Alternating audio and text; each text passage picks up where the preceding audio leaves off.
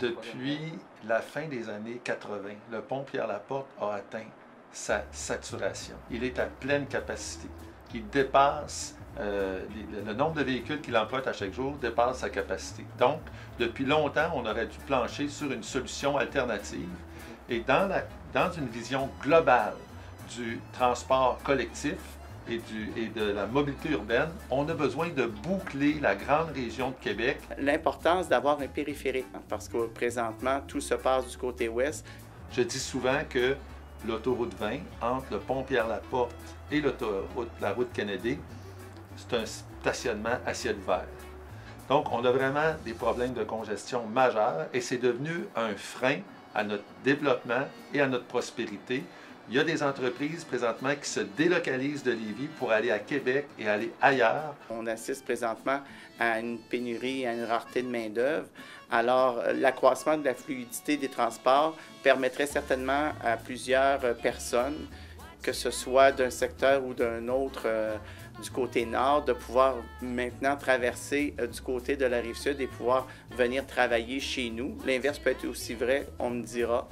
Mais évidemment, le bassin étant beaucoup plus large du côté de la Rive-Nord, ce serait quand même bénéfique d'avoir accès à ce bassin-là. Alors évidemment, lorsqu'on parle de développement d'un troisième lien routier à l'est de Lévis, il est indéniable que cet axe routier-là va apporter un développement autour de cet axe-là et qui va favoriser la croissance d'entreprises et voire même l'augmentation démographique, la croissance démographique et aussi va aider ce territoire-là à mieux se développer. Et le projet de troisième lien est un outil pour revitaliser Bellechasse et nos régions urbaines, comme Saint-Néré, comme Sainte-Claire, comme Saint-Lazare. On est conscient des défis, comment c'est un défi de maintenir la station-service, l'école, le dépanneur ouvert dans nos collectivités. Pour ça, ça prend des gens qui animent nos milieux. Et on a besoin, justement, que nos lieux soient accessibles, qu'il y ait toutes les infrastructures. On parle aussi on parle pas juste d'infrastructures routières, on parle par exemple de téléphones cellulaires, on parle par exemple d'Internet haute vitesse. C'est essentiel à l'épanouissement de nos collectivités. Il faut aller vers le progrès, mais bien le structurer, bien l'encadrer. Et je pense qu'on a les outils nécessaires dans Bellechasse pour s'assurer d'un bon développement et que ce soit de Bellechasse. Ici, c'est le territoire que je dessert en titre de directeur général du développement économique, mais que l'on parle du secteur de la MRC de Montmagny, de la MRC de Lillet, qui sont aussi des MRC qui sont en dévitalisation dans ces cas-là aussi, où on assiste à une urbanisation puis de la société. Alors, on sait que de plus en plus les gens vont habiter en ville. Mais aussi, on doit être conscient qu'on ne peut pas tous vivre au centre-ville de Québec, là, que nos régions ont besoin d'avoir des infrastructures pour continuer à soutenir notre prospérité. Et ça passe par le troisième lien. Stéphanie Lachance, nouvelle députée de Bellechasse depuis le 1er octobre 2018. Sol Zanetti, député de Jean Lesage pour Québec solidaire. Actuellement, on le sait, les citoyens sont un peu pris otages de la circulation. Donc, dans le souci d'être efficace, dans le souci d'écouter nos concitoyens qui sont pour le troisième lien, puis dans une visée de développement harmonieux de la région, je suis pour le troisième lien. On ne comprend pas exactement à quoi c'est supposé servir. Il y en a qui l'ont présenté pendant un certain temps comme une solution à la congestion routière qu'il y a, mettons, pour passer d'une rive à l'autre. Mais c'est pas une solution à la congestion routière pour passer d'une rive à l'autre.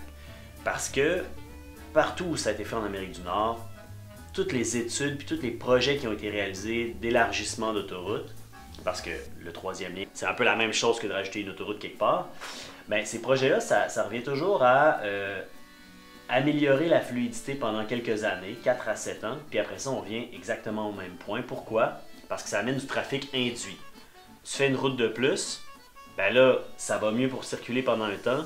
Les gens se disent « Ah ben tiens, ça va me coûter moins cher d'aller m'installer plus loin même si je travaille à Québec. » Alors plus de gens vont s'installer là, puis finalement tu reviens exactement, tu as créé un trafic qui n'était pas là avant, puis ton artère se retrouve aussi bloquée qu'au début. Le développement au sens large, c'est aussi permettre aux citoyens, je vous parle à titre d'exemple, des familles, des jeunes qui ont quitté Bellechasse pour aller étudier en ville peuvent penser revenir dans Bellechasse, mais faute de fluidité des transports, ça devient quelque chose de difficile. Le développement qu'il faut dans Bellechasse, là, c'est pas des gens qui habitent à Bellechasse puis qui travaillent à Québec.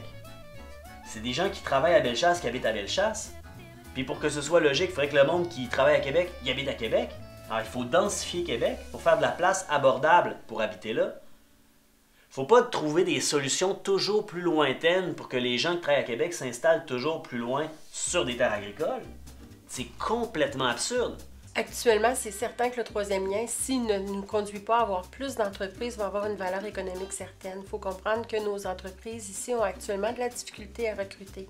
Ce que ça veut dire, c'est lorsqu'un employeur offre des postes, le transport est un enjeu majeur pour ou contre l'acceptation du poste. Donc, c'est certain que si la fluidité du transport est au rendez-vous, nos entreprises vont certainement avoir plus de facilité à recruter.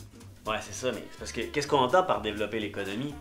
Tu sais, qu'est-ce qu'on veut faire? Notre but, là, c'est quoi? Si le but, c'est de dire on fait le plus d'étalement urbain possible, on se débarrasse de nos terres agricoles en construisant plein d'affaires dessus, ben je dis OK, faisons le troisième lien, mais c'est ça vraiment l'avenir? Je pense que c'est important de centrer le fait que au niveau des municipalités, c'est pas parce qu'il y a un troisième lien que ça va se mettre à se développer de façon anarchique.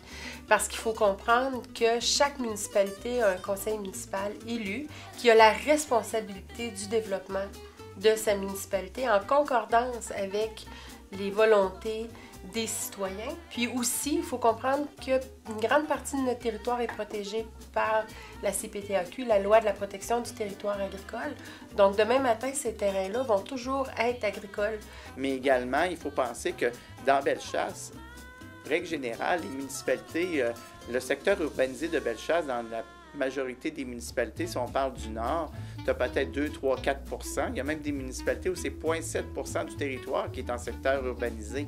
Alors, on parle d'à peu près d'un secteur agricole ou d'une couverture du secteur ou de la zone verte, comme on l'appelle, qui oscille autour de 96, 97, 98 %.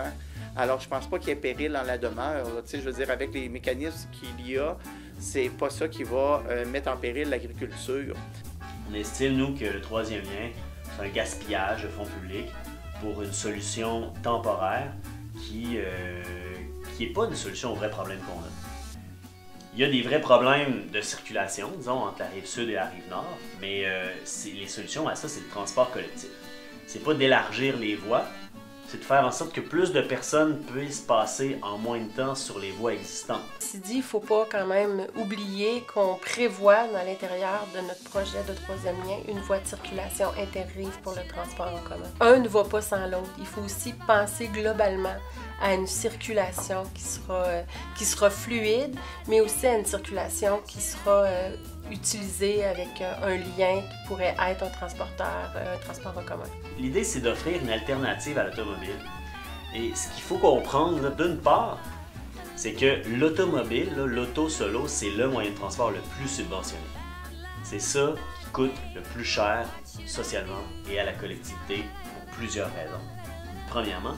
Puis deuxièmement, quand on investit dans le transport en commun et que les gens le prennent, là, c'est bénéfique pour ceux qui prennent le transport en commun parce que ça leur coûte vraiment moins cher. Mais c'est aussi bénéfique pour ceux qui ne peuvent pas prendre le transport en commun parce qu'ils ont accès à des voies plus fluides. Parce qu'il y a moins de gens qui les occupent. Alors même ceux qui n'utilisent pas le transport en commun devraient voir comme à leur avantage et dans leur intérêt de financer le transport en commun parce que c'est une solution qui est beaucoup plus efficace pour améliorer la fluidité. Le troisième lien me tient à cœur parce que ça va être important pour l'économie de la région de Bellechasse. Le troisième lien, ça a l'air d'une bonne idée, mais c'est une fausse bonne idée. On a une congestion phénoménale sur nos principales artères. La construction d'un nouveau lien serait certainement un élément favorable pour permettre le développement de nos communautés.